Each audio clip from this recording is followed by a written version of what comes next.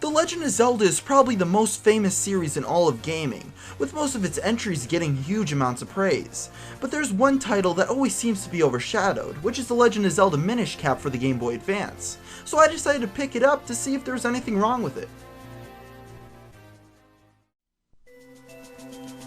The Legend of Zelda Minish cap was released in 2005 in North America for the Game Boy Advance. You play as Link, a young boy, when one day Princess Zelda is turned to stone, and it's your job to save the day. Like most Legend of Zelda games, there's a special gameplay mechanic to give it some sort of originality. In Ocarina of Time you can travel in time, in Wind Waker you could travel by boat, and in Minish Cap you can shrink in size to solve puzzles and interact with the Minish. These small characters can only be seen by children and can be found in a variety of places throughout the game. A large amount of the game's world can only be accessed when you're small, so you'll be changing sizes quite a bit. While playing you'll be accompanied by Elzo, a Minish who has been transformed into a hat bird type thing.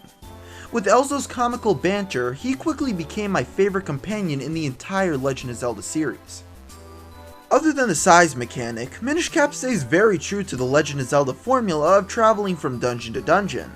These dungeons are some of my favorite in the series. While they do offer a decent challenge, I was never to the point of wanting to give up out of frustration. There are also quite a few new items as well, with my favorite being the Gust Jar because it has quite a few creative uses, such as sucking up enemies and navigating around on lily pads. Like almost every other Zelda game, the music is wonderful. While bringing back the classics, Minish Cap also has quite a few really catchy new songs.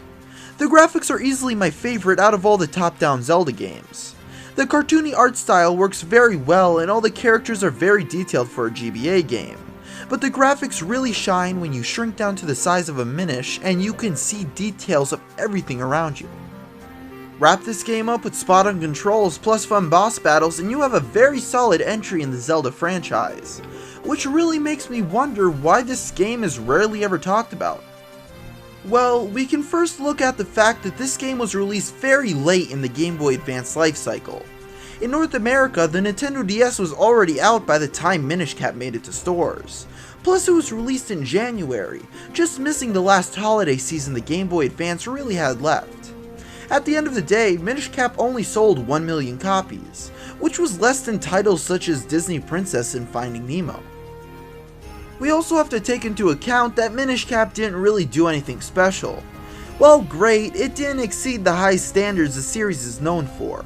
While changing size was fun and led to a lot of cool puzzles based around the mechanic, it was kinda restrictive. Even with these things in mind, The Legend of Zelda Minish Cap is an extremely well-made game and is easily in my top 5 Legend of Zelda games of all time. So those are my thoughts on The Legend of Zelda Minish Cap, and if you haven't played it yet, go find yourself a copy now, because it's easily one of the greatest games on the Game Boy Advance. So thanks for watching.